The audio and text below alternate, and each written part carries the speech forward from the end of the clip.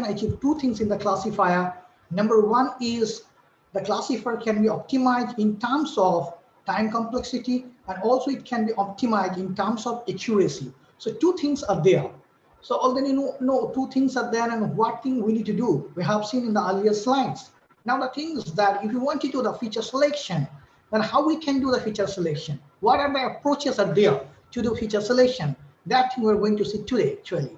So if we categorize the feature selection approaches, then all the approaches can be categorized into 4 categories, and these are filter approach, wrapper approach, hybrid approach, embedded approach. Now the question, what is filter approach? Filter approach uses generally a statistical measure, and it doesn't use any learning algorithms.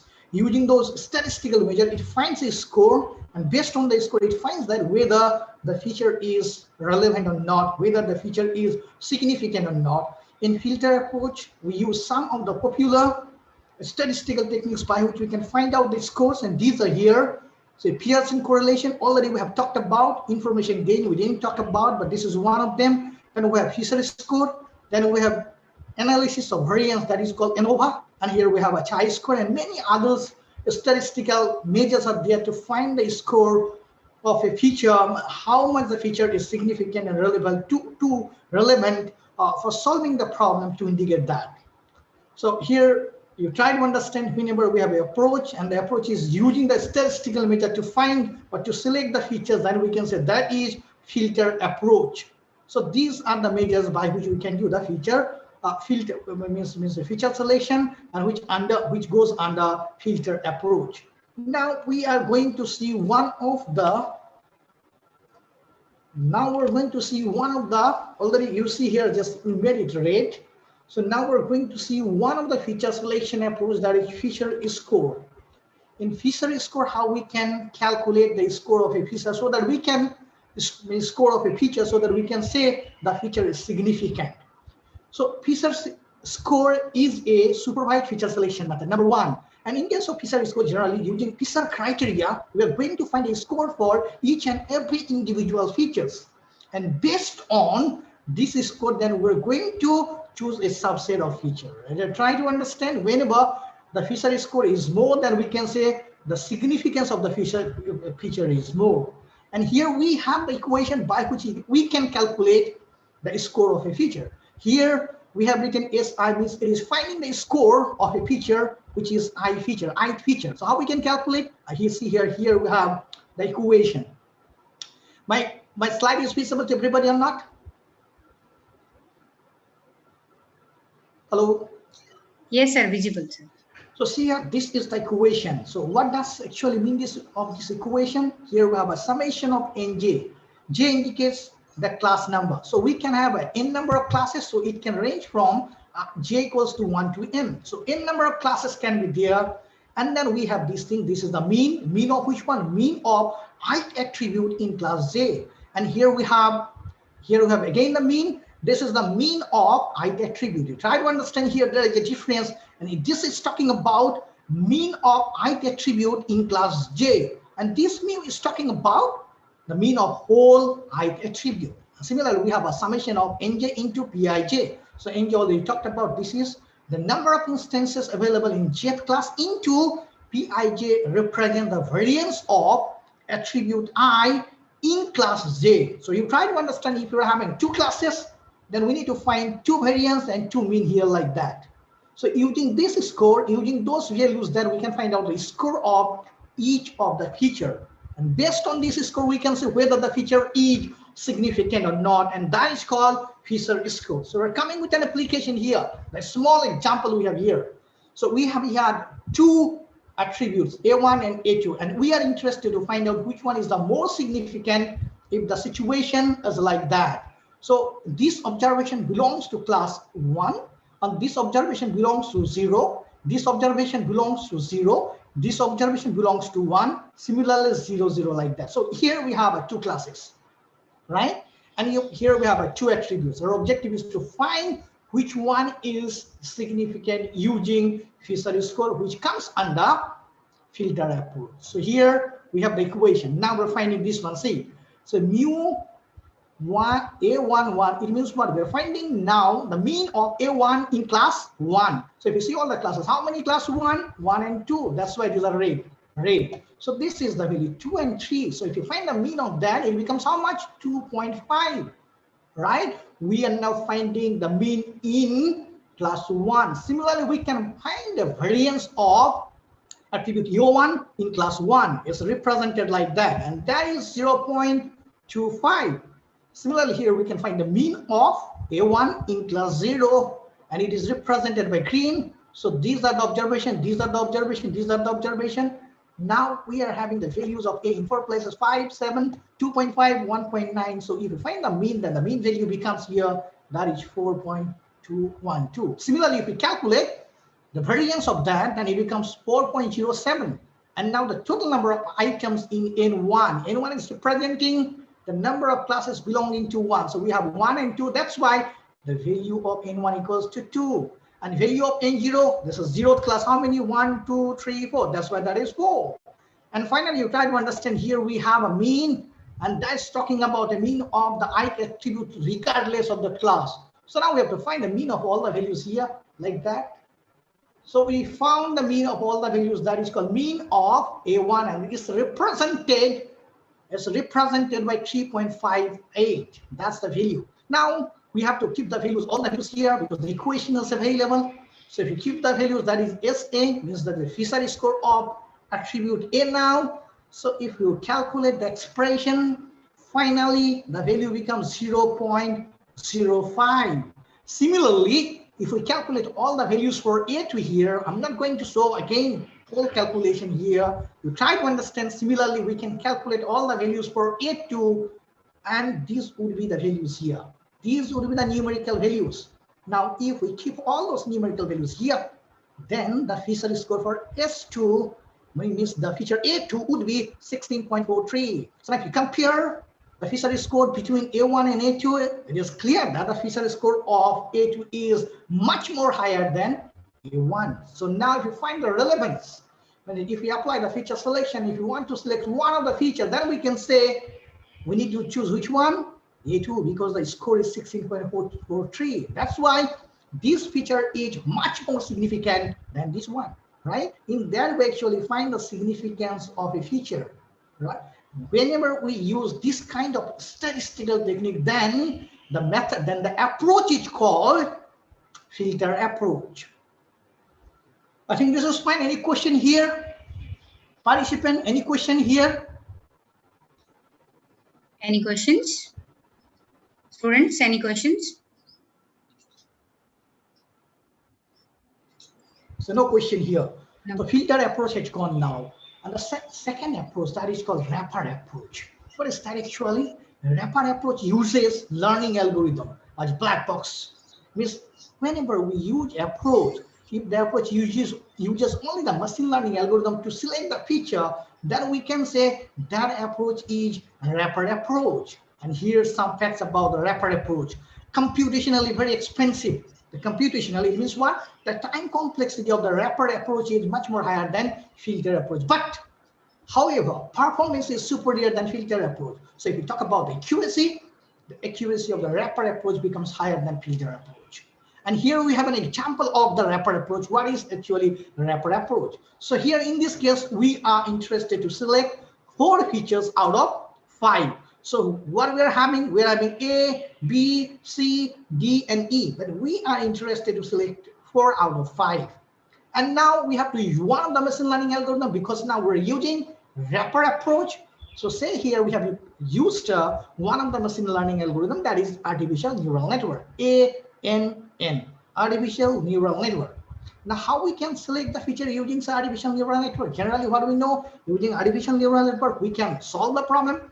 It can be classification problem, it can be regression problem, but we try to understand, using artificial neural network, we can select the feature. It has many powerful terminologies, it has powerful measures by which we can select the features. One of them is called sensitivity analysis. So using a sensitivity analysis, we can select feature using neural network. And let's see here, the concept of sensitivity analysis is described here only. So initially in the input set, what we have A, B, C, D, and E. Now say, Now say, for an example, already we have selected 3 features, and these features are A, B, and C. These are the best features, and the accuracy is 96% here. Now we have to choose one more because our objective is to select how many? 4 features. Now say one of them because A, B, C already selected. So now we can choose either D or E. So now D is selected. So D is selected in the subset, and now it is applied to the neural network. And now we're trying to find out how much is the accuracy. And looking that, the accuracy is 94%. So as the accuracy is 94%, it means what? Performance drops, 2% drops. It indicates feature D has negative impact. Means feature D doesn't have a positive impact in the classification problem here. So now we are dropping D and taking E with the set. So now the subset becomes A, B, C, and E. And looking how much accuracy can be found using neural network if we apply these 4 inputs. So looking that now the accuracy is 97%. As becomes the accuracy becomes 97%. It implies feature E had positive impact. We can add it because earlier it was 96% when we had A, B, and C. Now we added one more, that is the E. Now the accuracy becomes 97%. It means what? E is having a positive impact. That's why now the accuracy increases. So if our objective is to select 4 features now, then we can select A, B, C, D, right? So whenever we do like that, then this kind of approach is called a wrapper approach, because here try to understand we are not using any statistic directly. So whenever you use a machine learning algorithm, it means what? Internally, some mathematics is there, some statistics there, but you try to understand directly, we're not going to use. That's why the term is used here. Learning algorithms are used as black box. Just we're giving the input and taking the output only. We don't know anything. So if the system is like that, that kind of system is called black box in nature. So initially, the neural network is black box in nature. You give the input, you can get the output, right? So this is the working principle of the wrapper approach. And now we're coming one more approach that is called hybrid approach. What is that actually? Hybrid approach takes advantage of both filter and wrapper approaches together. Then we can say that is the hybrid approach. Now you can have a question that how we can combine them together. Simply, we can have a data set of say 20 attributes. So initially, we can apply a filter approach on the whole data set, means a feature set.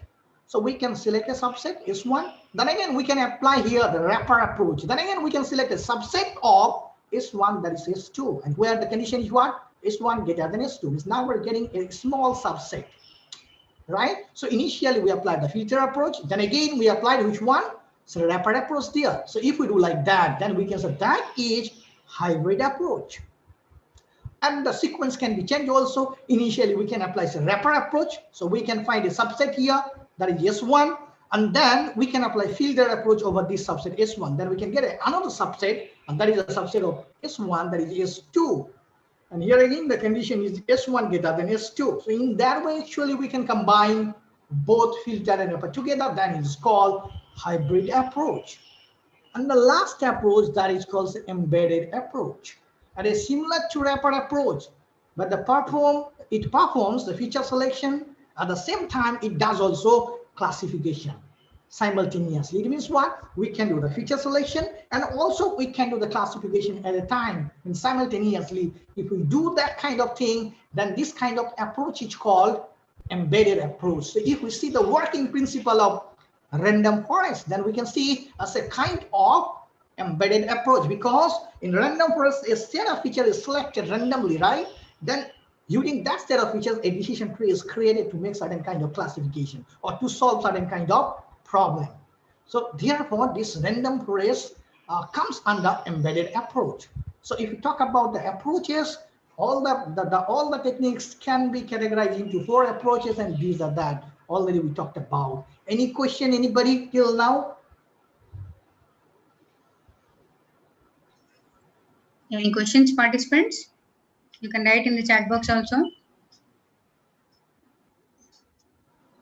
So if there is no question, now we're coming here, that is on feature selection method. So till now we talked about feature selection approaches. So there is differences between approaches and methods. Just I have written here, an approach is a way of dealing with something or somebody. That's how we are going to do. Means Means whether say we are using directly the statistical method or the machine learning method, right?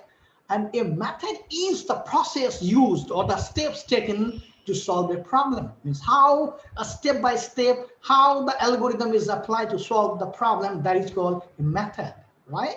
So now if you talk about different methods of the feature selection, then we have here a conventional set of popular, and they are very this set of feature selection methods are conventional and popular. So initially you have a exhaustive search, and I'm telling you, these are the conventional methods. So you can have a different kind of a state of art methods, a recent method, but you try to understand until and unless these methods are clear, then you cannot understand. Because whenever some advanced method is developed, these methods are based on the previous conventional method actually.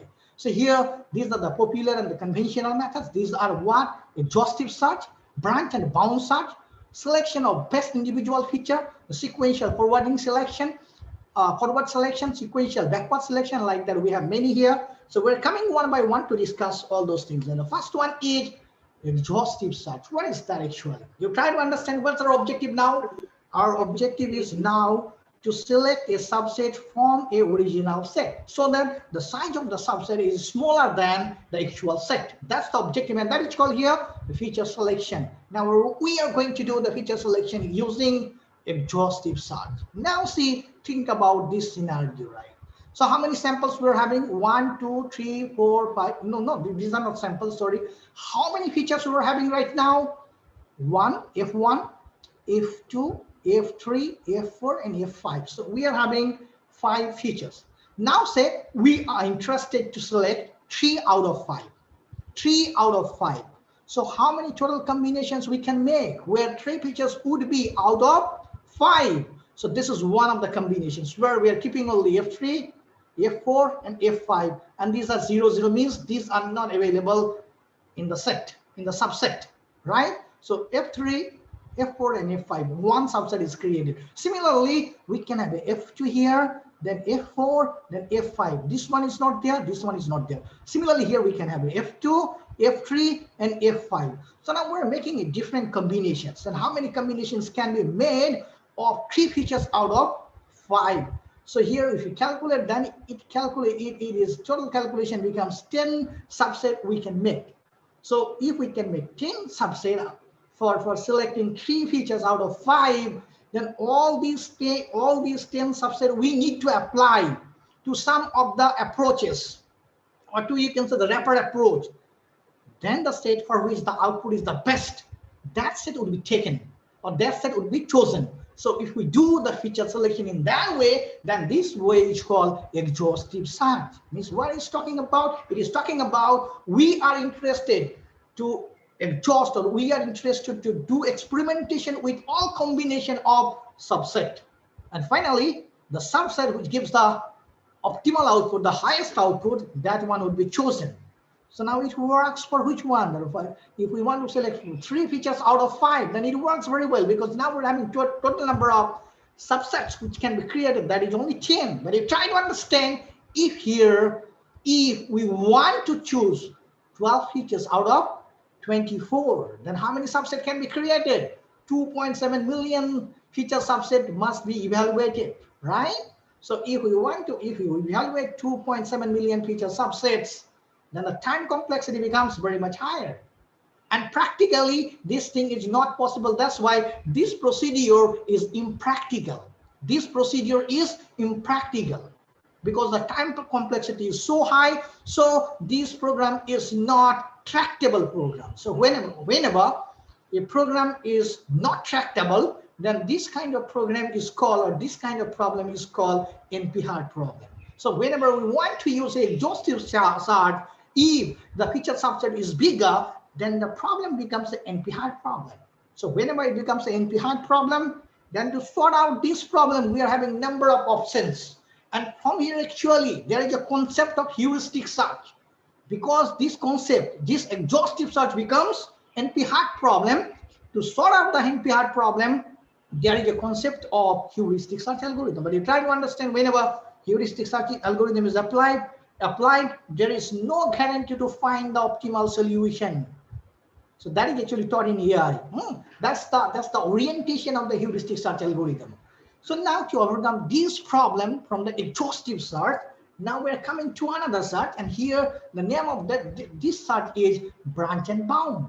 So branch and bound works in which principle? It works in a principle where what we have here,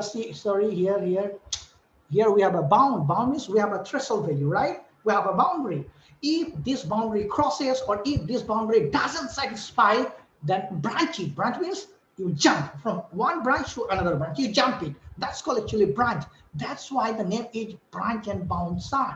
So here in this case, I have created one example here. So in this case, we are interested to select 2 features out of 4. Okay, but if you try to understand, whenever we are going to use branch and bound, there is an assumption. The assumption is that the behavior of the problem should be monotonic in nature. Monotonic in nature.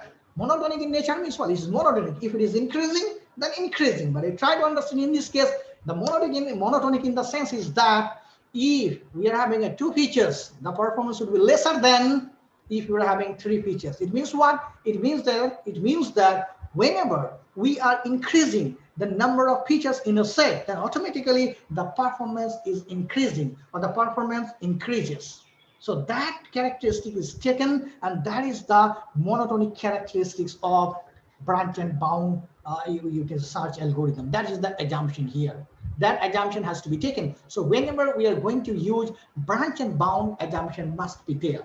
So in this case, actually, we are interested to select how many features? 2 features. Out of how many? 4. So initially, we must have 4, F1, F2, F3, F4. Then we can segregate it. How many? 3, 3, 3, 3, right? Now we're having 3 features like that. Because our objective is how many? 2 features. Then we have to take any one of the subset from here. Then we have to break down it, right? So it is broken here. So it is broken into how many combinations? 3 combinations. Here we have F3, F4, F2, F4, F3, F2, F3. So here we are standing right now. The algorithm is standing here. Try to understand. One of the subset has to be broken into a desired subset. And here we have a desired subset. The size is desired here. Length is desired, right? So now take initially this one. And looking that up. Accuracy is how much? 25. Now say the accuracy is, say, percentage of, say, accuracy like that. If it is greater, then the accuracy is greater. So you can have a different kind of performance measure for the classifier. It can be error rate, it can be accuracy, whichever thing is there.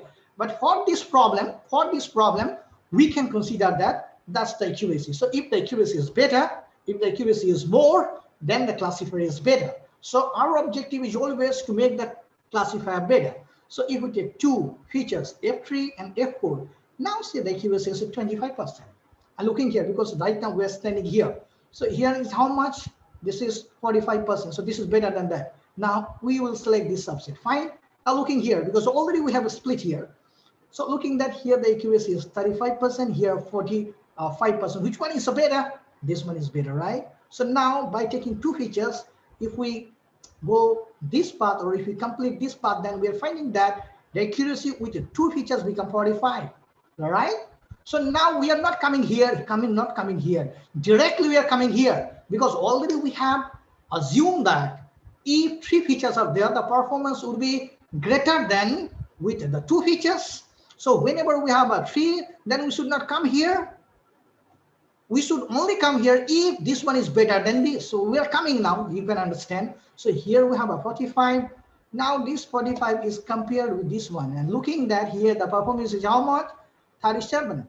And the problem is monotonic in nature. So if we 3 features, the performance is 37%, then it is guaranteed that if we take 2, then the performance becomes lesser. So as here, the accuracy becomes 37%. That's why we don't need to search this node and this node. Simply we can compare, and then we can ignore the whole path, right? So somehow, some kind of complexity we are reducing here, then directly we are coming here. We're not coming here, right? So looking at how much accuracy we're having with 2 features, 45 we have. So here with 3 features, how many? That is 43. So again, monotonic in nature is whenever it will become, say, 2 features, then automatically the performance will drop down. So we'll compare here. So after comparing, it is found that with the two features, the accuracy is 45%, and here the accuracy is 43%. So that this one is better. So we not come to this part to search further. So that the search is terminated here, and the accuracy becomes how much? 45%, right? So this part is not searched. And similarly, if we can have a path here, just we have only one based on the problem here. So, but you try to understand whenever the number of features becomes more and then a subset becomes less, then automatically if we create the whole tree, then the size of the tree becomes very much bigger. Then if we abort the whole path, then many nodes we don't need to search. Similarly, many nodes we don't need to search here. So some kind of time complexity is saved here. So whenever we use a branch and bound, then some kind of, that is the time complexity of this is better than exhaustive search. But you try to understand, if you talk about the time complexity, so again, the time complexity of branch and bound is not good enough. Again, it creates a problem. Again, we need to search lots of options and lots of, say, alternatives. Fine. So in branch and bound, somehow a bit performance, a bit time complexity can be saved, or the classifier can be a bit efficient in terms of time complexity than, say, exhaustive search. That is the working principle of branch and bound search. And after branch and bound, here we have a selection of best individual features. Selection of best individual features. So now say we are interested again to select two features out of 4. So the feature set is F1, F2, F3, and F4, right? So how many we are interested to? And name is what? Selection of best individual features. It means what? Individually the features can be analyzed. And we can find out how much is the significance of each of the feature here. So in this case, actually, what we can apply? Individually, we can apply the filter approach here. So similarly, we can approach the Fisher score. So using Fisher score, we can find a score of each of the features. Already what we have talked about. Now say the score of F1 is 0.60 and the score of F2 is 0.56. And here the score of F3 is 0.87. And here the score of F4 is 0.58. And what's our objective? Our objective is to select two features, and that is what? Selection of best individual. So out of 4, individually we have analyzed and we found that this one and this one, they are the better than this one and this one. This one is the first best, so it is taken here, and this one is the second best, so it is taken here. And our objective is to only select two features so that we can select this subset using which one? Selection of best individuals by applying filter approach. Similarly, the wrapper approach can be applied here. So we can find that means individually the accuracy of F1 using neural network or any kind of machine learning algorithm, right? We can find out what is the accuracy if we use only one feature. So say that is the 85%, here say that is 82%, here say the 90%, here say that is 80%. So which one is the best? Because our objective is to select 2. So which one? So we need to select here this one and this one, because here the accuracy is 90%. So F3 is taken in the subset. Similarly, F1 is taken in the subset. So in that way, actually, selection of best individual feature works. Now, there is a problem in selection of best individual. What is that actually? Because whenever a data set is framed or formed, we can have a different kind of attributes or different kind of features. But you try to understand, the features are having some interrelationship among them. Interrelationship, right? It means the features are somehow related. So whenever two features are applied together, then there can be a bit of music.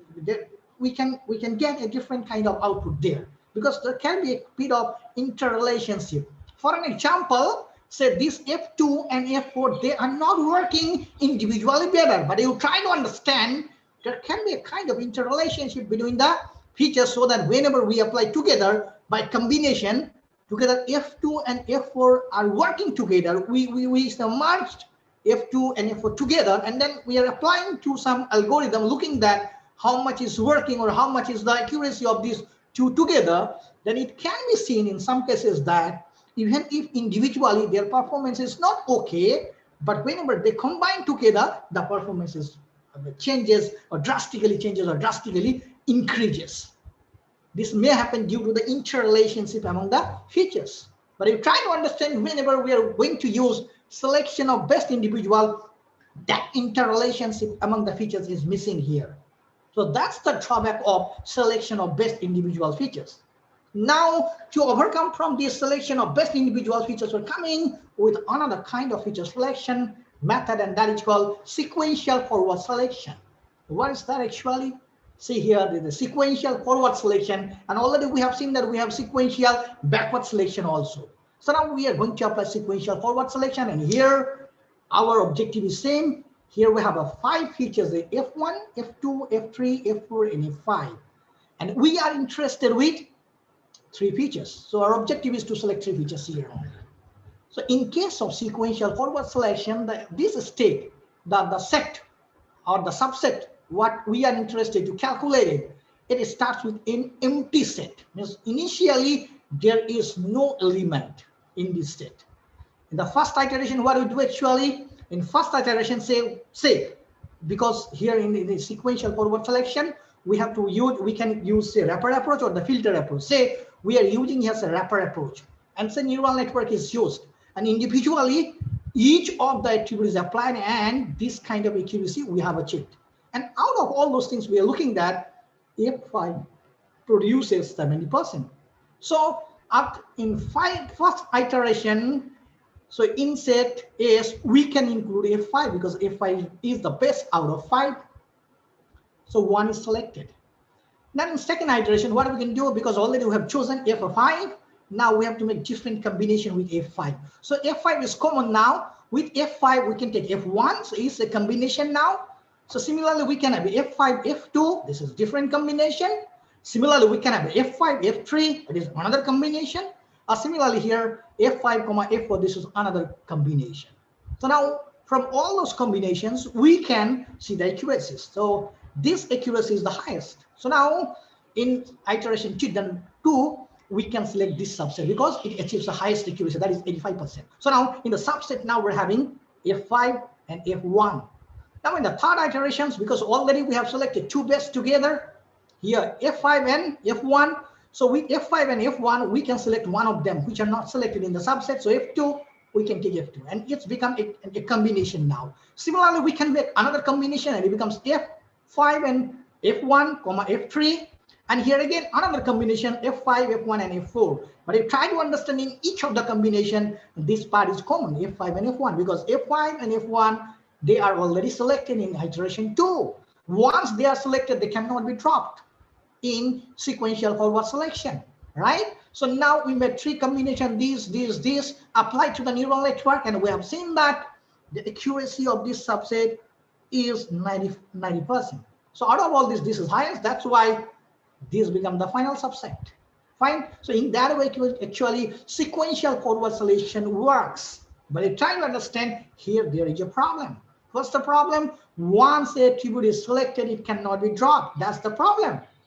How? Because initially attribute may be looking promising, but you try to understand after 2-3 selection, it may be observed that whenever we are combining with some other attributes, so the first attribute which were chosen individually may not be promising, but still we don't have any way to drop it. That's the drawback of sequential forward selection, and that is called nesting effect.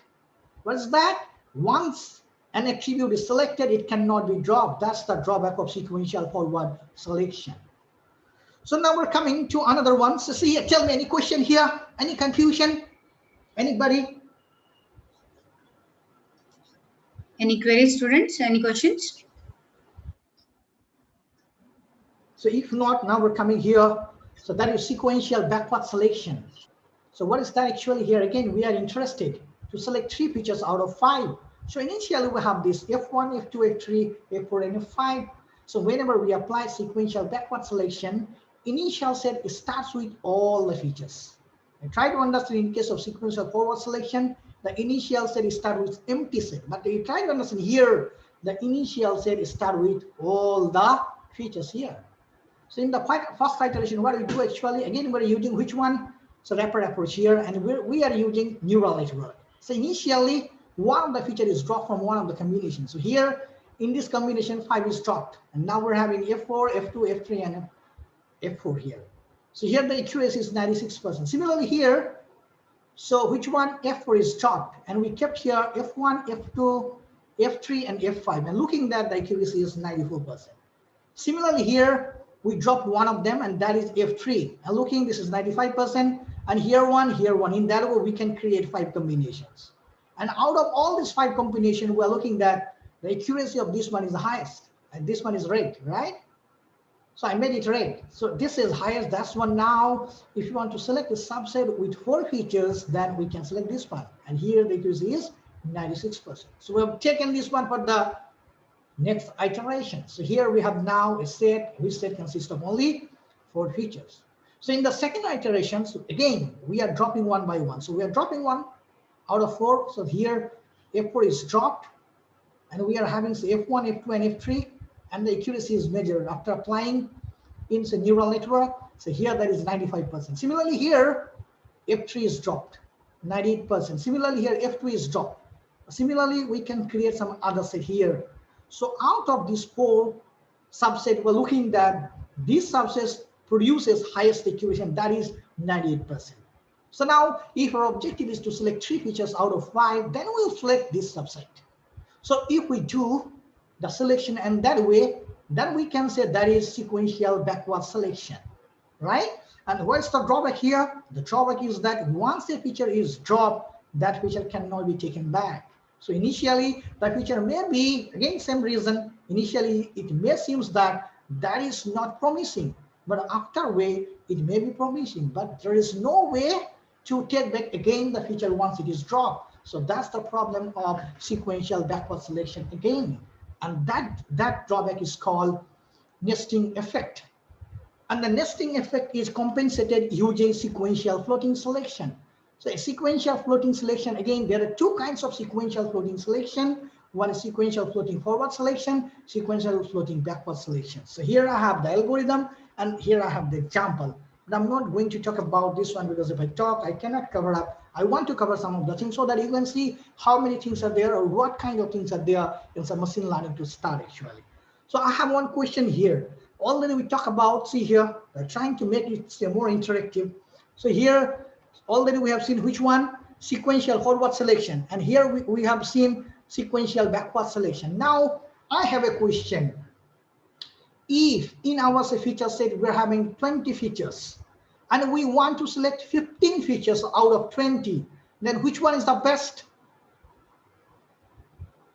So in this case, if you want to use the forward selection, then what we need to do? Because already we know in case of forward selection, the set starts with the empty set. So to make or to select the 15 features, then how many iterations we have to do? 15 iterations we have to do, right? 15 iterations we have to do. But you try to understand here, because the total number of features is how many? 20, and our objective is to select only 15. So how many iterations we need to do? Only 5 iterations, because in each iteration, one of the feature is dropped. So after 1 iteration, total number of features would be 19. Then after second iteration, it would be 18. Then third iteration, it would be 17. In that way, we can get quickly 15 if we use sequential backward selection. So based on the features and how many we're going to select, based on that, actually forward selection and the backward selection can be used. Fine. So here already we talked about the feature selection methods. So that part is gone now. After feature selection, we're having some data normalization. What is that actually? What is data normalization? So in one word, if you say data normalization, it changes the values to a common scale. It changes the value to a common scale. Now the question, if there is no common scale, then what kind of problem may encounter? See here, I have given here one example. So here we have 2 input attributes, and these are age attributes and feature. They are used in the same way to represent the same meaning in my presentation. Try to understand, right? So we have a feature age and another feature that is salary. So we have a 2 feature, this and this. Based on these 2 features, we're trying to find out, or we're trying to classify the experience as high, high, or low, low. So we're having 2 features here, the age, salary. If you see the range of age, then it's 30 to only 100. And the range of salary is very bigger in size, right? Now, if we train the model, then internally, the model would be governed or would be steered up with the attribute salary, because the value of the salary is higher. Even if to solve this problem, the impact of age can be higher, but it's still in machine learning because the machine doesn't know anything. It knows only the values. It knows only the numbers, right? So if we do the training here, as the values are very bigger here, ranges are very bigger, so the whole learning process would be governed by salary. So this one would be a bit say ignored, right? So there will be a kind of say biased model here. To overcome from such biasness, so we have to do which one? We have to do data normalization generally. So what does it do? Normalization gives equal weights or importance to each variable so that no single variable steers model performance in one direction just because they are bigger numbers. So in this case, salary is bigger. That's why if you make a model, then the whole model would be governed by which one? By salary. So to overcome this problem, we need to do data normalization. Then after that, here I have written, for machine learning, every data set does not require normalization. Don't think that every data set requires a normalization. For every data set, normalization is not required. So it is written here also. It is required only when features have different ranges. So if we have a database where we have the features and feature range differ in huge, or the difference of the ranges is very big, in such kind of data set, actually data normalization should be used. And if you have a data set where the ranges are not bigger, for an example, if you talk about say iris data set, in that case the ranges are not bigger, actually all are lying within 2 to 4 kind of thing, right? So there is no big difference. So in that case, actually this data normalization should not be used. Whenever the data ranges are different in the different features and the gap is very big, difference is big, then to normalize, then to overcome the problem of this one, the data normalization should be done. And again, here one thing, it improves the performance of some machine learning algorithms, and it does not work at all for others. You try to understand if you think that, so if you do data normalization, it works for all kind of machine learning algorithm, it's not. It doesn't work for all kind of machine learning algorithm. It works only for certain machine learning algorithms. I know that you have a questions now, sir, which kind of machine learning algorithm would be affected by data normalization? So for that, we have a next slide here, right? So initially for that, actually, how we can do data normalize, right? So there are 3 popular techniques for doing data normalization, and these are, first one is min-max normalization. So whenever we do min-max normalization, it keeps the values of the attributes in between 0 and 1. Similarly, when you use this one, mean normalization, again, it gives a value in between 0 and 1. But you try to understand here, we have a Z-score, or that is called a standardization. And that is called Z-score. Actually, it doesn't lie in between 0 and 1. It can have a different ranges based on population mean and standard deviation of the population. And this is the formula for a standardization, and especially a standardization or Z-score is used for machine learning algorithm, right? This is the equation here, and this is the equation for mean normalization, and here this is the equation for mean max normalization. Now you have a question, sir, how it does actually works. Simply here that I have shown here one example for this one only. Simply here, if you want to find the normalized value of x bar, so the normalized value of x, and this normalized value is represented by x bar here, and the equation is x minus min x by max x minus min x. And similarly here we have a small example here. So we have 2 attributes. One is x1, another one is x2, and these are the values of x1. And these are the values of x2. Now, how we can find out the normalized value of 10 here? So we have to use this algorithm here. Whose normalized value we want to find? X. The normalized value of x we want to find. And here the x is 10. That's why we have to give 10 here minus which one? Min x. Which one is the minimum out of all the values? So 5 is the minimum right here. So 10 minus 5 divided by which one? Max x minus min x. So maximum is out of all. Which one is the maximum? 25. 25 is the maximum. Maximum minus and Sir, unmute yourself.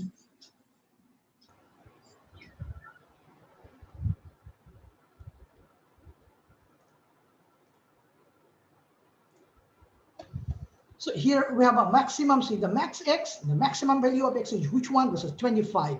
And minimum is which one? That is 5 here. So 25 minus 5. So by this equation, we can find out, and here the value becomes 5 by 20, that is 0.4. So that's why after normalization here, the value of this x1, this 10 becomes 0.4. Similarly here, we have a minimum value that is 5. So whenever we have a minimum value, it scores 0. And maximum scores 1, you try to understand. So now this is 5 we want to find out, right? So value of x is 5, so we're keeping here 5. So 5 minus minimum. Which one is the minimum? 5 is the minimum, so this is 5. Similarly here, by which one? Max minus min. It remains same for all the values for x1. So that is what? 25 minus 5, that is 0 by 20. That's 0 here. So one more taking here. That's what? The 6. So value is 6 here. 6 is given. Min is which one? 5. So 6 minus 5 divided 25 is the maximum and 5 is the minimum. So that's a 1 by 20 and it becomes 0.1, 0.05. So here we have a 0.05. And try to understand, for the maximum value, it becomes always 1. For the minimum value, it becomes 0 in case of min-max normalization. So 25, you take it 25. So here what we have? A 25 minus min x. That is 5. 25 minus 5 by 25 minus 5. So 20 by 20, it becomes 1. 1 is here. So in that way, we can calculate the normalized value of x1. Similar concept can be applied here for x2. So if you apply a similar concept, then it becomes like that. You try to understand, this is the maximum, that's why value becomes 1. This is the minimum, that's why value becomes 0. Like that, fine? So in that way, actually, you can say min-max normalizations, the values are normalized. Fine? Similarly, the concepts are applicable here, but I did not take examples for all those things. So now we're coming, we had a question, right? For which cases the normalization should be applied, for which kind of algorithms the normalization should be used, and for which algorithms the normalization should not be used. So coming here, this is the slide about that one. So reading here, based on the learning paradigm, the machine learning algorithms are categorized into different categories based on the learning algorithm, not paradigm, learning algorithm. So if the learning algorithm is a gradient descent, then those kind of machine learning algorithm is called gradient descent based machine learning algorithms, like linear regression, logistic regression, neural network. These are the gradient descent based machine learning algorithm. So whenever we have a gradient descent based machine learning algorithm, in that case, if data normalization is done, accuracy doesn't improve, rather it converges quickly to the local minima. So now we have a question, sir, what is minima actually? For the time being, you consider minima is the termination criteria. So whenever we do the data normalization, so if we have a gradient based machine learning algorithm, then the training would be quicker. So quickly we can converge to the end of the training, but there won't be any kind of improvement in accuracies, keep in mind, right? Now we have a different kind of say learning algorithm where the distances are used to train the algorithm. So here's a distance based machine learning algorithms like KNN, K nearest neighbor. K means clustering algorithm. It's not a classification algorithm, right? And then support vector machine. Most drastically improve the performance, means if we use the data normalization in those algorithms, these are called say distance-based machine learning algorithm. In that cases, the accuracy improves. Fine. In that cases, accuracy improves if data normalization is done. So especially whenever you want to use a KNN support vector machine, and K means when data normalization should be done because it improves the accuracy of the system or accuracy of the model. And now another kind of learning algorithm that are called tree-based machine learning algorithms, like the DT. So data normalization in this case is insensitive, means these algorithms are insensitive to data normalization. So if we do data normalization, there won't be much effect on say DT, decision tree, right? You try to understand in the practical what we have done using the data normalizations. We have done say PCA after data normalizations. The effect, whatever we have seen there, that was the effect of PCA on say data normalization. Fine. So now, which kind of, because here we have seen that one is the min-max normalization, and here we have seen that here is the standardization. So which one should we use now? We try to understand. Here I have written normalization is good to use when you know that the distribution of your data doesn't follow a Gaussian distribution.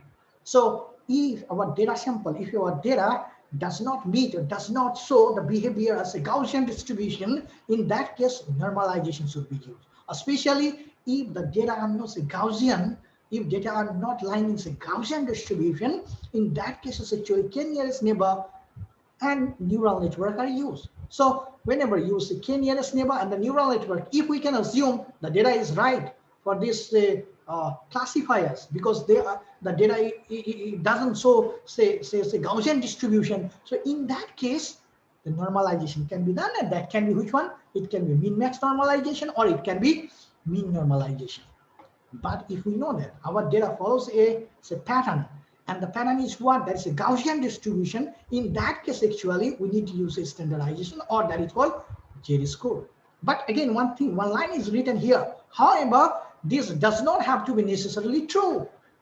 But still, we can use the standardization. So in most of the cases, in most of the machine learning algorithm, Z-score is used for data normalization, right? So now we have seen all the advantages of, till now, we have seen all the advantages of data normalization. Now there is a question whether there is any kind of disadvantage of data normalization. Yes, there is a disadvantage of data normalization. What are those actually? I have written here. Data normalization reduces the variance. Variance means what? How it varies. So as we normalize the data, we compress the range. That's why it reduces which one? Variance, and applies equal weights to all features. And equal weights are given to all features, but you try to understand some of the features can have a higher weightage in solving the problem. But that part is not taken care whenever we are making data normalization. Because whenever we do data normalization, it assumes that all features are having equal weights. But you try to understand in most of the cases, it doesn't happen so. Because some of the attributes can have a higher impact than other attributes. This part is missing whenever we do data normalization. Therefore, a lot of important information is lost in this process actually. Even if in some cases, data normalization can improve the result, but still, if we talk about the information of the database, much of the information is lost during data normalization in terms of this variance and equal weights. So up to data normalization part is over now. Now we're coming, see here, already this part is done. Now data preparation part is done. So the phases, whichever we had in the data preparations, we talked about all those things. So now the next thing, what is that? The next thing that comes, and that is called modeling and evaluation. Let's start modeling and evaluation. And the first phase in the modeling and evaluation is model selection. And how to select the model, right? So now again, I'm repeating some of the things because here for the model selection, we have to know which kind of models are available for the machine learning. So in 3 categories we know already, right? So in supervised, we have this kind of models. If it's a classification problem, now the classification problem can be sorted out with those things. If it is a regression problem, then this can be sorted out using these things. There are many regression algorithms, there are many classification algorithms, but I have added here some of them, right? So these kind of models are now available. Similarly, for the unsupervised learning, these kind of models are available now. For reinforcement learning, these kind of models are available. Now the big question, which model should be selected? That's the question, because here you try to understand in model which one, modeling and evaluation. We have 3 steps here: model selection, model training, then model evaluation. So now in the model selection, we have seen number of models are there. So generally, whenever you solve somebody work with machine learning, what we do actually, we take some of the classifier and start working on that. But that's not the right way. We have to select the model. Now the question, how we can select the model?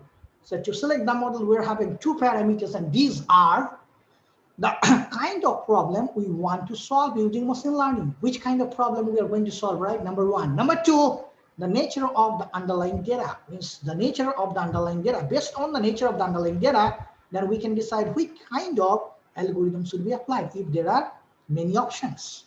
So now if our task is the classification task, means our task is to solve classification problem. Now to solve classification problem, we are having many algorithms, right? KNN, naive-Bayes, artificial neural network, support vector machine, random forest, decision tree, different kind of things are there. But again, try to understand these classification tasks are categorized into 2 categories. One category is called black box in nature. Black box in nature means what? It means that we are giving the input and we are interested to get the output only. We are not interested what happens internally in the learning process. We want to take only the output. For an example, it's a neural network. We give the input and then we get the output, whether this is class 1, class 2, class 3, which kind of thing automatically will get. But we are not bother, we don't bother about what kind of things are being done internally. So this kind of model is called black box in nature. So if our objective is to only classification, not to see how the classification is done, then we are interested in black box techniques. So if we want to have a black box, say, a classification result, then in that case, what we can use, we can KNN, name-based, artificial neural network, support vector machine, random forest, because they are black box in nature. So now we're having many options here, right? Now we're having many options. So out of what we can do two things. One is what? One is we can do trial and error method. We can follow trial and error method. Trial and error means what? It means in the same problem, to solve the same problem, what we can do? We can apply KNN, we can apply name-based, we can apply ANN, we can apply SBM, and then random forest. Then finally, we can conclude that which one produces the highest accuracy. The model which produces the highest accuracy, that one will be taken for solving the problem. This is the number one, that is called trial and error method. Fine. There is a question here. Yeah. There is a question here. Yeah. The value 0 is an acceptable feature value. How to handle it? If the value 0 is an acceptable feature value, then how to handle it? Yeah, I could understand the point, right? But if man makes it, it doesn't handle. So in all cases, actually, whenever it becomes 0, then it doesn't have any impact, right? So whenever we get that one, you're talking about data normalization, right? So you try to understand, it takes only for one of the values, and that is the minimum. That is the minimum. Apart from minimum, for none of the observations, the value becomes 0. Only for one of the observations, the value becomes 0 here, right? So to overcome that one, actually, we have here, see here, if we don't want to have the 0 here, then we have this method, the Z-score, that is standardization. Here we won't get any 0 here. This is the mean of whole population. This is the standard deviation of the whole population. The good question, but you try to understand, even if you're going to use min max, then you will get 0 for only for one of the observations or for one of the values, that is minimum. And if you don't want to have, then you should use this one, standardization. That's why I already told you, in most of the cases in machine learning, this Z-score is used to find out the normalized values. Any other question? Let me talk this one, and then just I'll offer for any questions there. Okay. So here we have a trial and error method now. Fine. So we can solve the problem like that, but it will take time. One more thing we can do, this already I have written in the nature of the underlying data. So if you know mathematical foundation, if you try to understand whenever you're going to use the nature of the underlying data, means you have to know all the mathematical foundation of all the algorithms, right? KNN, name-based, ANN, SVM kind of thing. Now, say we have a sample. And looking that values are not too much scattered. Even if we're having class 1 and class 0, they are a bit condensed. They are lying very near to each other. Say, so in such a situation, if you're having two options, actually, one is say a neural network and support vector machine. Internally, if you know the working principle of neural network and support vector machine, in that cases, we need to use support vector machine. Because in case of neural network, once a decision boundary is created and once all the problems are solved, means if say one class is lying to one side and another class is lying to another class, once the neural network gets this kind of boundary, then the problem is solved. It doesn't find optimal boundary. Neural network doesn't find the optimal boundary. In the working principle, you can see, those who know the working principle, they can understand what are the differences between artificial neural network and support vector machine. But in case of support vector machine, it finds the optimal boundary, which should be equidistant from the support vectors. Support vectors are the vectors by which we can distinguish, or the vectors which are close to the decision boundary. These vectors are called support vectors, right? So in such a situation, if we use a support vector, then definitely the output should be higher. So this is only possible, this is not possible for all the classifiers, right? So you analyze the underlying data and you are just concluding that this one is the best, but you can guess it. Because this is the question. The model selection is the open question to the machine learning, data mining, and data science community. That's the open question to the community worldwide, how to select the model. But there is some way, like two parameters we can consider to select the model. Initially, which kind of problem we're going to do. So if it's classification, we can have a number of options here. If we have a number of options, then which one? For that one, we can analyze the underlying behavior of the data. And if we don't want to do that one, then we have to do the trial and error method. And finally, we have to select the one which produces the highest accuracy. Similarly, if we want to have a classification problem, we want to solve a classification problem, the problem is a white box in nature. What is white box in nature? The solution what we get from decision tree, that is what is white box in nature. So whenever decision tree takes a decision or whenever solves a problem, generally this kind of rule is created. And this rule is transparent rule and human understandable rule. It means what? Whenever a problem is solved using a decision tree, then it shows how it works and how internally the problem is going to be sorted out. This rule is transparent to everybody. So whenever we have if our need is like that, right, then we use white box. Now you can have a question, sir, why we have this kind of need? This kind of need we can have in different situation. For an example I'm giving you. So no, I'm not giving the example, otherwise we cannot complete here, right? So if this kind of thing is there, then we can use a decision tree. Or again, rule extraction, different kind of rule extraction algorithms are there, which can be applied to the neural network, right? So if rule extraction algorithms are applied, then we can make white box decision. So based on which kind of work we're going to do, then we can select the models, right? After that, if our objective is to solve a regression problem, right? Regression means what? We are interested to find the continuous values, okay? So then we have to find a different kind of, or we have to apply different kind of regression algorithms, like linear regression, logistic regression, polynomial regression. Neural network also can be used, ridge regression, lasso regression, elastic net regression.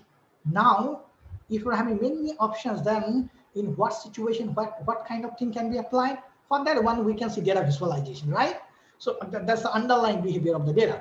So in the data visualization, if we see that the behavior of the data is linear, is dependent and independent, if we map them, then I'm looking that there is a linear dependence between independent and dependent, means between say features and the class level and the regress values, then we can use any one of the linear regression model. And if you look that the relation is not linear, it's a bit non-linear, then we need to use a non-linear regression algorithm, like say polynomial regression, logistic regression kind of thing. In that way, we can select the model. Fine. And again, if another task, if we have a descriptive task, means a basket analysis for transactional data. So if the task is descriptive, then we need to use a clustering algorithm, right? So again, in the clustering algorithm, whether we are expecting the clusters are spherical in shape or not. If the clusters are spherical in shape, then we need to use k-means, k-medoid, like that, different kind of hierarchical algorithms are there. But if we expect that the clusters are non-spherical in shape, in that case, we have to use some non-spherical clustering algorithm, like say CURE is one of them, clustering using representatives. Fine. So based on the work, we can choose which kind of techniques we are going to use. After that, here we have.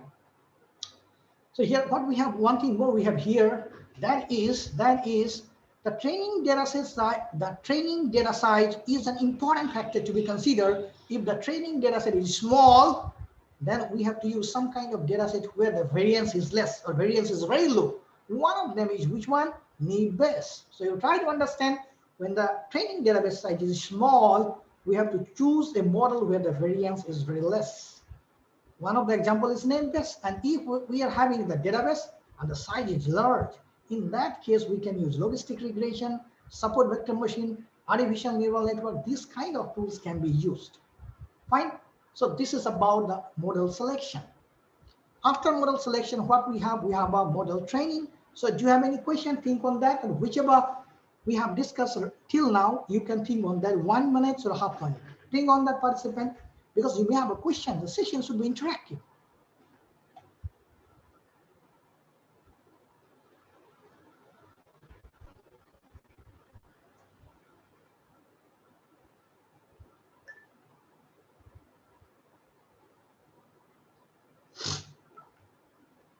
No question? Am I audible or not?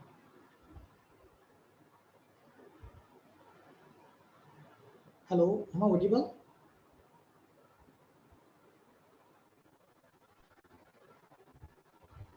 Hello? Hello? Yes, sir, you are audible. Okay, fine here. So after this one model selection, we are coming now to the model training. What is that actually? This is the first one. What we do actually in most of the cases, we use the holdout method. What is that actually? It is that we can have a big database. Now say for example, we have 100 pattern here. So 80% can be taken as a training and 20% can be used for testing, or 70% can be taken as training and 30% can be used as testing. So if we follow this methodology, then we can say that is a holdout method. That's a holdout method, right? And sometimes actually we can have a 3 partitions also. So if we have a 3 partition, then partitions are called training data, validation data, and the testing data. By training data, we can train the model. By validation data, we can validate the model, and we can tune the parameter. So if we have tuning the parameter in our model, in that case actually validation sets should be used. Otherwise, validation sets should not be used. Fine. And then we have a test data. So by test data, we can test the accuracy of the trained model. So whenever the training is like that, or training paradigm is like that, then we can say that is the holdout method. But if you try to understand, the holdout method is having certain kind of drawback. It suffers extremely for imbalanced data. Already we know There is a question here. Can I stop you for a minute? Yeah. Does decision boundary and outliers are the same? No, decision boundary and outliers, no. No. So I'm just going and trying to show you, right, as you raise this question.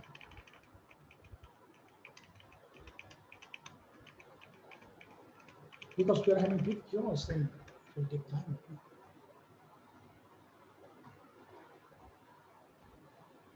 So see here, now say our objective is to solve this problem, right? Say, so blue dot and say black dot. So now our objective is to create a decision boundary like that, right? So initially, we don't know where would be the decision boundary. When the initially start training the model, the decision boundary can be anywhere, right? Then based on the parameters or the observations which are misclassified, based on those things, this boundary generally shift, and it comes in such a situation where we can find the acceptable error, then it stops, and then it solves the problem. So if the patterns are lying one side of the decision boundary, then we can say what? That's the one class, and the pattern which are lying other side of the decision boundary, then we can say that is other class. So decision boundary is learned classifier. Decision boundary is a learned classifier. Main objective of a classifier is to make a decision boundary. So whenever we train the model, means we are trying to make a decision boundary. So by decision boundary, we can solve the classification problem. But outliers is something different. Outliers means some of the patterns can be outliers. When they can be outliers? If their behavior is exceptional, if their behavior is exceptional, if their behavior is out of common behaviors, like here, see here. So we have these are the data samples. All data samples are residing here. Some data samples are residing here based on criteria, based on characteristics. Similarly, samples are residing here based on characteristics, right? So now some sample is lying here. So if the sample is lying here, then it is an outlier. Why? Because its characteristics is totally different than the say observations which are here. Try to understand. So outlier is an observation whose characteristics is different than other or most of the observation of the data set. That is called outliers. And each characteristic is something different which is uncommon to all other samples. That is called outliers. Any question? No, sir. Still, a lot of things we need to discuss still right here. So already we are now talking about holdout method, and holdout method suffers from imbalanced data. Imbalanced data. How it suffers? Imbalanced data. We know the concept. What is imbalanced data? What is their impact? Now say we have imbalanced data. We have trained the model using say 80% data, and we kept here 20% for test. As the data set is imbalanced, so there can be a possibility that the data which are kept for testing all are positive. It's all data are positive here, right? All data are positive because the data set is what? Imbalanced. So positive class may be higher.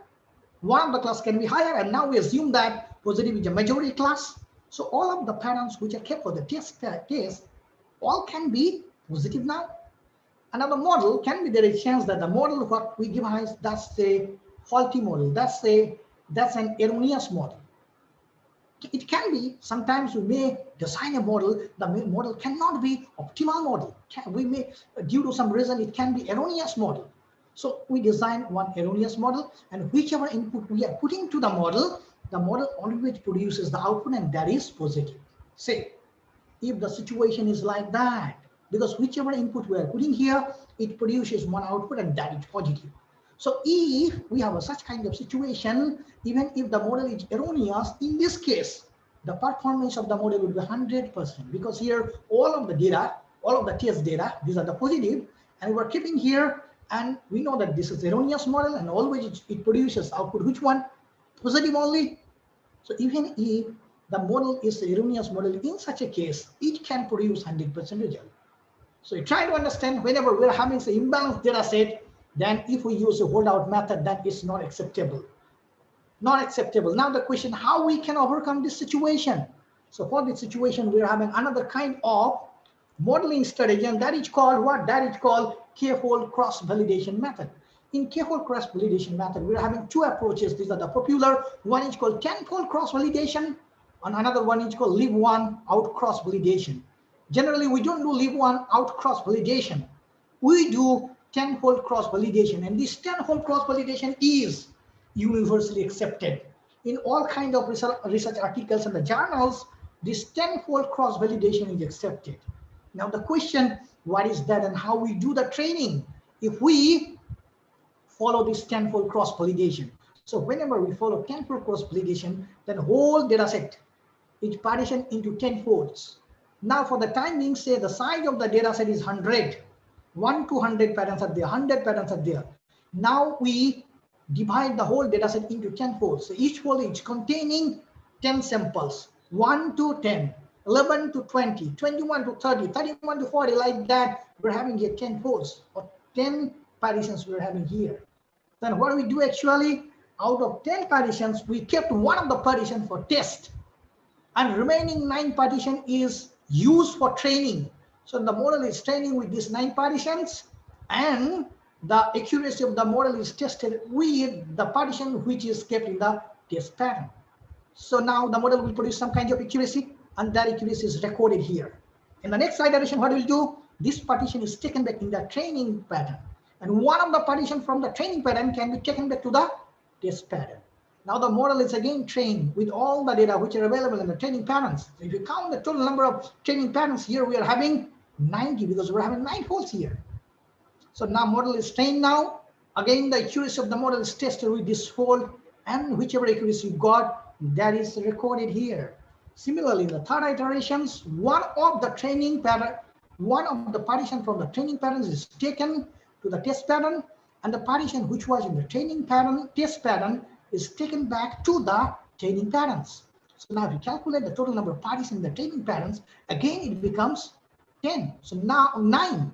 So now with this 9 partitions, the model can be trained, and with this one, the accuracy of the model can be tested, and the accuracy is recorded here. In the fourth iterations, it will do the same thing with the different partitions, but keep in mind, the number of training patterns would be how many? Number of training partitions? 9. And number of test partition? 1. In the fifth iteration, same thing. 1 partition is taken for test pattern, and we're having 9 partitions here for the training. Now the training is done. Same thing we do. In the 6th iteration, same thing we do. 7th, 8th, 9th, 10th. And finally this. Finally, what we do actually, we train the model with the different combination of 90% of the data. We train the model how many times? 10 times with a different combination of 90% of the data. And we tested the model with all the data. You can see here, this is 91 to 100, 81 to 90, 71 to 80, like that. We tested the model to all the samples. So finally, what do we do? Finally, we find the mean of the recorded accuracy, and that accuracy would be the final accuracy. So if we do the training or testing like that, even if we are having the imbalanced data, the imbalanced data cannot have the impact here. Because in this case, what happens actually? In this case, all the samples comes on the test pattern. So none of the sample is left for testing. All the patterns are considered for testing. So there is full justification and data are fully justified, even if it can be imbalanced data set. So that's why this tenfold cross-validation is universally accepted. Now there will be a question, right? If the database size is very small, then can we use the tenfold cross-validation? No, then we cannot use, because if we do the tenfold cross-validation, then for the training, the data amount which would be left, it will be very less actually. It will be, and then unjustified actually, right? Unjustified. But that one actually, what do we do? What do we do actually? If the database size is very small, then in that case actually the model is trained using bootstrapping. The concept bootstrapping. What is that bootstrapping actually? So here we have a database. Here we have a database. Now say the size of the database is 10 only. 10 patterns are there only. A bootstrapping concept is also using random forest, try to understand. So here we have the 10 samples and database size is only 10 here. So here we are going to do bootstrapping. What do we do? We'll create number of samples, sample 1, sample 2, sample 3. These are the synthetic or created database now from this database. Try to understand. Now size of this database can be exactly similar to this, or it can be 90% of this, or it can be 80% of this. It depends on the designer. So for the time being, say the size of these samples is same as the original database, because the size of the database is very small, right? So here we are having 10 samples. So if we have a 10 samples, one thing is written here. It uses simple random sampling with replacement. With replacement means what? If we are taking P1 once, still P1 is there. With replacement, you try to understand. It doesn't mean we have taken P1 means P1 comes here permanently. No, just we are taking a copy of P1 here. So now we can take P1 with repetition. With repetition, you try to understand. We can take same samples number of times we can take same observations number of times in a particular samples, right? So in this case, what we have done, see carefully, that we have taken P1 how many times? 3 times. 1, 2, 3. Then we have taken P2 to P8. So if you count the total number of observations here in sample 1, then it becomes how many? It is exactly 10. Similarly, we have created here P1 we have 2 times, P2 we have 2 times, then we have taken P5 to P10. Similarly, we can create n number of samples here. That's why it is written possible number of training and test data sample is unlimited. Whichever we want, we can create unlimited number of sample here. Fine. So now from each sample, 80% data can be kept for training, or 20% data can be for test, or 90% can be kept for training, and 10% can be kept for testing. So we can do the same kind of training here, training and testing here, training and testing here, training and testing here. For each of the sample, we'll get some accuracy. For each of the sample, we'll get some accuracy. Finally, we'll find the mean of the accuracy, and that would be the accuracy of the model. So you try to understand, this is the working principle of bootstrapping. If we follow the bootstrapping methods, then it works like that. And especially this bootstrapping is used when the database size is small. Now the training part is over. Now the model evaluation. Training is gone now. Now we have to evaluate the model. So how we can evaluate the model? If it's a classification problem. If it is a classification problem, because we can have a different kind of problem. Classification problem, we can have a clustering problem, we can have a regression problem. So if it is a classification problem, then generally the model is evaluated by a matrix, and that is called confusion matrix. So initially a confusion matrix is created. And this is the structure of the confusion matrix, right? So what do we have in a confusion matrix actually? we can have a actual. Here the actual means in the data set, in the test, what we have, that's the nomenclature of the actual data, and here this is the predicted data. What does that actually say? We have a sample in our test data which is actually positive, right? But in the predicted model also we got the result that the data is positive. Then we can say that is TP, that's a true positive. If in the actual database, in the test database, if some sample is positive and by the model it predicts as negative, then we can say that is false negative, because by the model it is predicted as negative, but actually the data is positive. That's why it is called false negative. Now in the actual data set, means in test data set, if we have some negative pattern, if it is predicted as positive by the model, then that is called false positive, because the model predicted as positive, but actually it's not positive. That's why it is false positive. If in the test data set we have a negative sample and the model is also predicts this one as negative, then we can say that is a true negative. That is true negative. So if we talk about the confusion matrix, and if we talk about a binary classification problem, we try to understand. Here we have chosen the confusion matrix, and this confusion matrix is especially for binary classification. So if we have a binary classification, then we'll make a confusion matrix of 2 into 2. If we have a problem of 3 classification, then we'll make a confusion matrix that is 3 into 3. Fine. So here we have a binary classification problem. That's why we have made this kind of confusion matrix. In confusion matrix, 2 into 2, we have these terminologies. The meaning of this one is true positive, already talked about, false negative, true positive, and this is true negative. Now we have a test data here. Say that we're going to just with an example to explain the same thing with an example. So here we have a test data, right? So test data T1, the actual output of this data is true, T. This is the test data, actual output is T. This is the test data, actual output is T. Similarly here, this is T. Similarly false, false, false, false, right? So this is our test data, T1 to T8. Now we devise the model, and the model predicts against each of the test data these outputs. For the first one, it predicts this is true. For second one, again, it predicts true. For third one, it predicts this is false. For fourth one, true, like that, like that. These are the predicted output.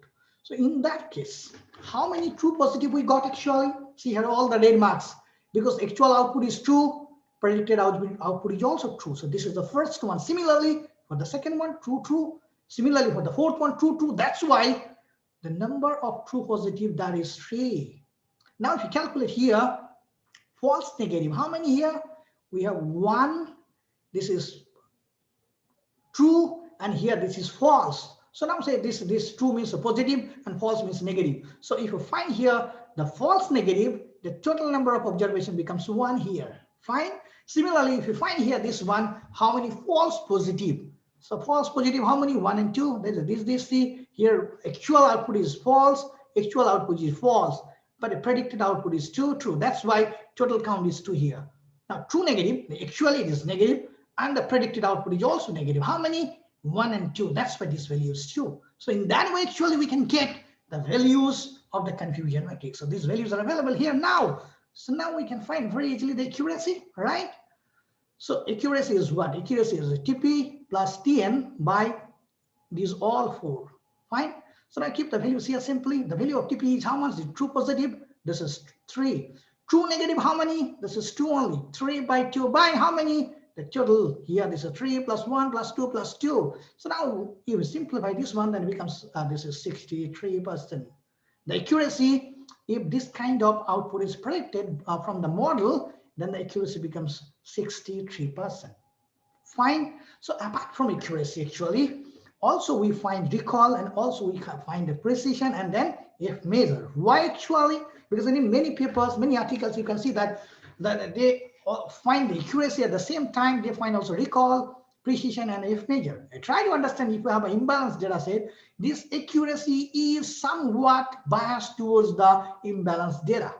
So that part I did not explain. I did not take any example to explain this one. But whenever we have imbalanced data, there is a biasness in the accuracy. To overcome those things, we're having this kind of measures here. This is recall. So how we can predict the recall here? The recall is TP by TP plus Fn. The value of TP is how much? 3 here. TP 3 plus which one? Fn, false negative. This is false negative, right?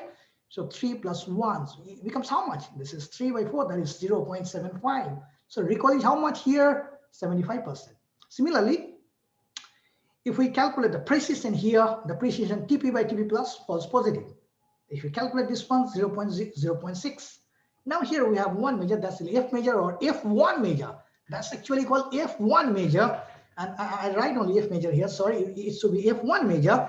F1 measure is the harmonic mean of recall and precision.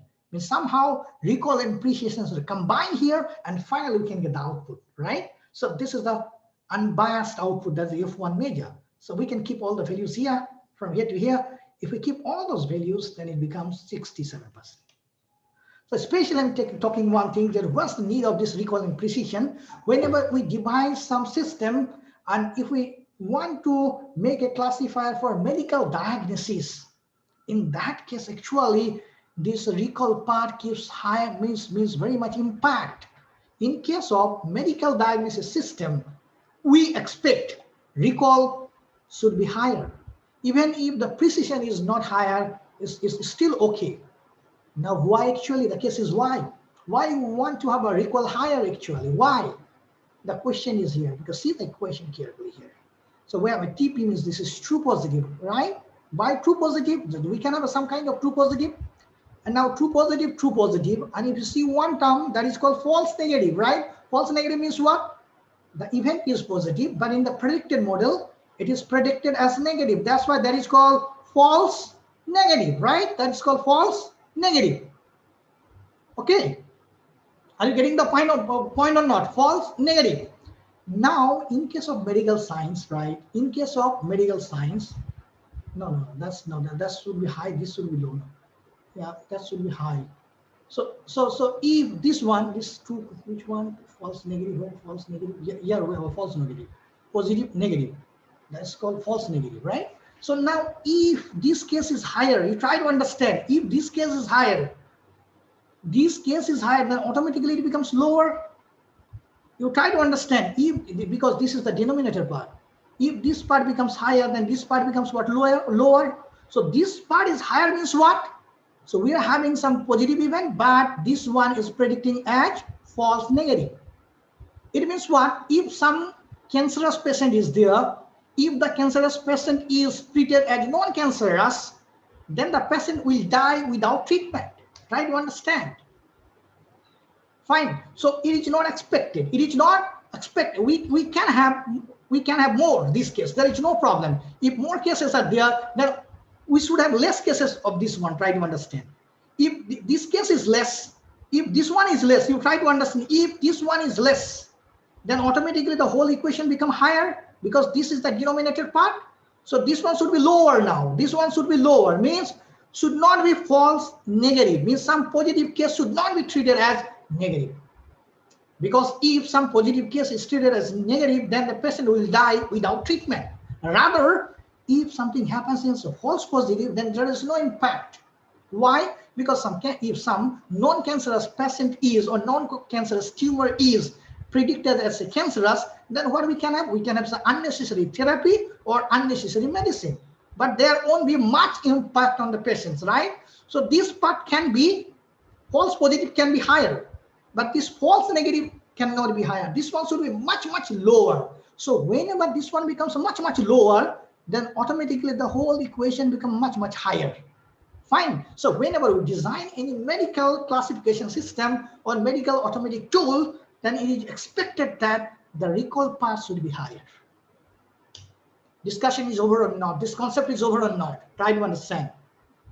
So apart from this, actually, we are having many more here. So using some Matthews correlation coefficient, fine. Again, we can find out the accuracy of the model, especially if we're having a binary classification problem, and if the problem is imbalanced in nature, in that case, actually, the Matthews correlation coefficient is very much important. Especially this coefficient is designed for imbalanced data. And apart from that, we're having the ROC curve. If we want to have a visualized information, or visualize say output or accuracy of the system, then we can make which one we can make the ROC curve. So this is the visual accuracy only, nothing else. Fine. So generally, whenever we want to establish some classifier better than some other classifier, then we have to show its accuracy, because these are the very popular tools: accuracy, recall, precision, and F measure. And if the data set is imbalanced in nature, so in that case, if we show Matthews correlation coefficient, then it is much more significant. Clear? So apart from these performance measures, in some cases actually, and machine learning, some statistical hypothesis tests are also required, right? So which one? To show that for this data sample, the data which is available in data sample, whichever experimentation we have done, that is right. Because generally, whichever things we have taken, it is believed that those things are valid if the data is in normal distribution. Fine. But in most of the cases, data are not in normal distribution. But it's normal distribution actually if the mean, median, and mode of the database is same, then we can say data is in normal distribution. But you try to understand, whenever we see some kind of machine learning database, data is not normally distributed. So to support the superiority of the developed model with respect to some statistics, with respect to the data distribution, some kind of statistical hypothesis test can be done, and these are these actually: t-test, z-test, ANOVA test, chi-square test, and there can be many more. This can be done, this cannot be done. You try to understand. In most of the cases we don't do, but some of the research articles, some of the publication house, like say Springer, they want to have a statistical hypothesis test. So we can do, we cannot do. It's up to the data distribution, because especially the people, those who are doing research in statistics to validate the model performance, they use these statistical hypothesis test. Fine. So here we have seen, if our task is a classification, then these are the performance metrics by which we can calculate or we can evaluate the performance of the model. And now if the model is a regression model, or the task is a regression, then how we can evaluate? Then we can evaluate the model performance using R squared. And this is the formula of R squared, right? So as we're not going to do any kind of regression, that's why I'm not discussing this one here. Apart from, if the task is clustering, then the performance of the clustering can be evaluated using Silhouette width or the Silhouette coefficient. And this is the formula here. It ranges in between -1 to +1. And it is expected, if the clustering is done properly or exactly, then the value of the Silhouette coefficient will be +1. If it is -1, it means what? The clustering is not done properly, right? So whenever we do clustering, if we measure the performance actually varies in between -1 to +1. And now here, another kind of here, the description of the Silhouette coefficient is given here mathematically actually, with all the terms, but it's not discussed here. So another kind of measurement is there for the evaluation of the clustering. Here the purity, by purity we can find the performance of the clustering algorithm, right? So we have seen here, these are the evaluation metrics. So what we have seen today, we have seen model selection, model training, and then model evaluation. Fine. So in classification, we have seen number of measures by which we can evaluate the model. Then in the regression, then in the clustering, we have seen.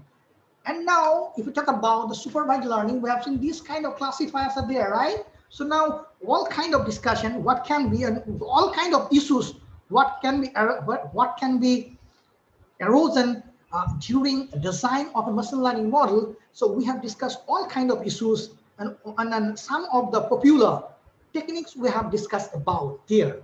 Fine. So after that, once all those things are clear, now we can talk about different kind of machine learning algorithm to solve certain kind of problems. So if our problem is a classification problem, already we talked about, we are having this kind of some of the classifier by which we can solve some kind of problem. Fine. So here we have the techniques. These techniques are especially for the classification. On the first technique, what I wanted to discuss, that is a decision tree here. We have all the formulations here, but I cannot here. It's not possible. Already I talked more than 1.5 hours. It's not possible to talk more actually. So we have all the calculations here actually. It doesn't mean that just we're showing only that it's created like that, because whenever we create or we solve some machine learning algorithm, behind the machine learning algorithm, we are having huge mathematics. So we need to understand the mathematics. Those who are interested to do research in machine learning, they have to understand the mathematical part. They can devise new kind of algorithm. They can use a problem in a new direction if they know the mathematical formulation. Only then the mathematical formulation can be changed, a new kind of algorithm can be proposed or can be devised. Thank you, everybody. You can have questions, right? So I'm ready to answer your question. So here we stop. We discuss all of the things, but unfortunately, we are not able to discuss about different kind of machine learning algorithms, right? Thank you. Thank you. Thank you so much, sir. Any questions, participants?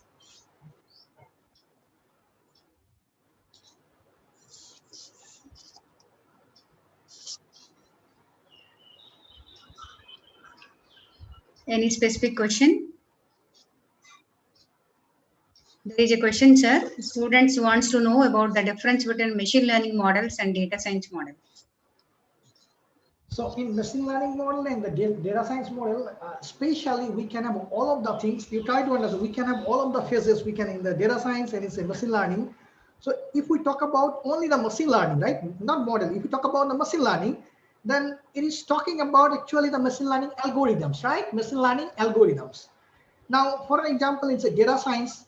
So we have an outlier detection. It's a part of machine learning model, right? But especially we can say it's a kind of data science. It's a kind of data science. Now, to handle the data science or to sort out some problems in the data science, the machine learning algorithm can be used. That's why actually I have shown there. And again, one more thing is that, so whenever we talk about the data science, I'm telling the data science actually is a study which stands on 4 subjects. And these subjects are mathematics, statistics, domain expertise, and then machine learning. So if we talk about the 4 pillars, the domain expert, number 1, number 2, machine learning, statistics, and mathematics, clear? And machine learning is a component of the data science. Some of the works of the data science can be done by the machine learning. Especially in case of machine learning, we don't need to have a domain expert. But when you talk about, say, data science, then the domain expertise must be there. So I talked something, I think, in the presentation I'm going, the first presentation, see here, coming, it's not coming, look, yeah, here. In the first slide, you can see here, coming, here.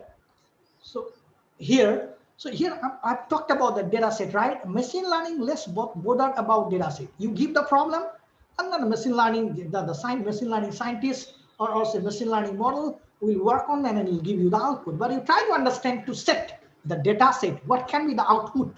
What can be the output? What can be the data set? Which kind of input should be taken? Which kind of output should be taken? How the problem should be formed? For that one, you need to have a domain expertise. And that's a part of data science model, but you try to understand that's not part of machine learning model. And especially in data science, generally what we do, especially we talk about numerical data and we talk about a textual data, text data only generally. But you try to understand in case of machine learning algorithm, we talk about all kind of data. So it's a mother of data science, it's a mother of image processing, it's a mother of, say, text analysis or text processing. Means mother in the sense using machine learning algorithm. Again, I'm telling you, in data science model, machine learning works as a machine learning algorithm works as a component. But you try to understand, whenever we want to make machine learning model, we need to have all kind of pre-processing phases, which are available also in, say, data science. If we don't have, then the machine learning model cannot perform well. But one except we can say here, the machine learning model doesn't bother about the data sets, how the data set is formed, which kind of data should be there, which kind should be input, and which kind of data should be output, and how the problem is formed. But in case of data science model, this part is taken care much here actually. Any other question? Any other questions, students?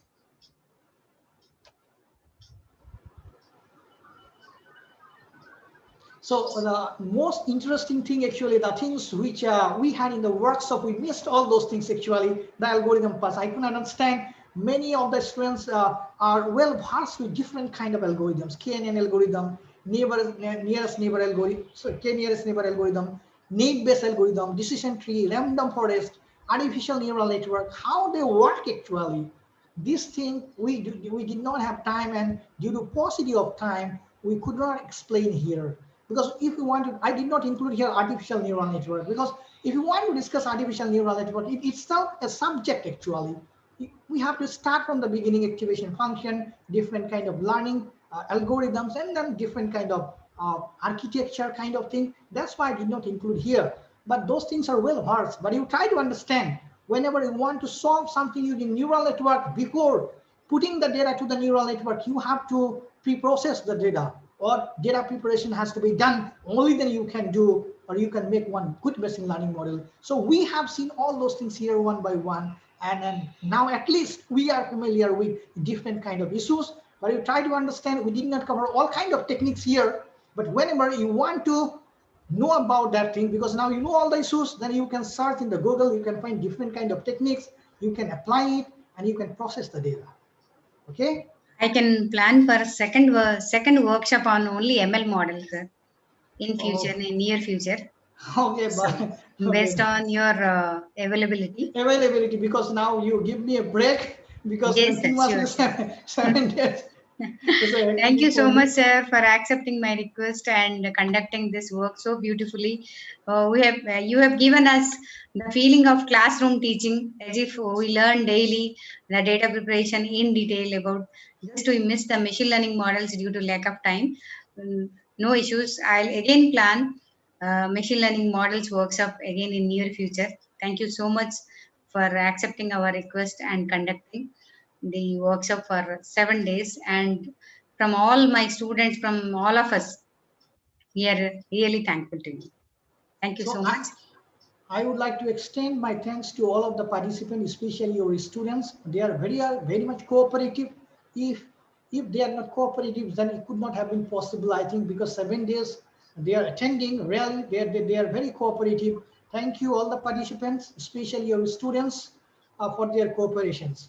And I'm sending you all the PPTs by tomorrow, because now I have They to are add the eagerly references waiting. here. So I'll send it by tomorrow.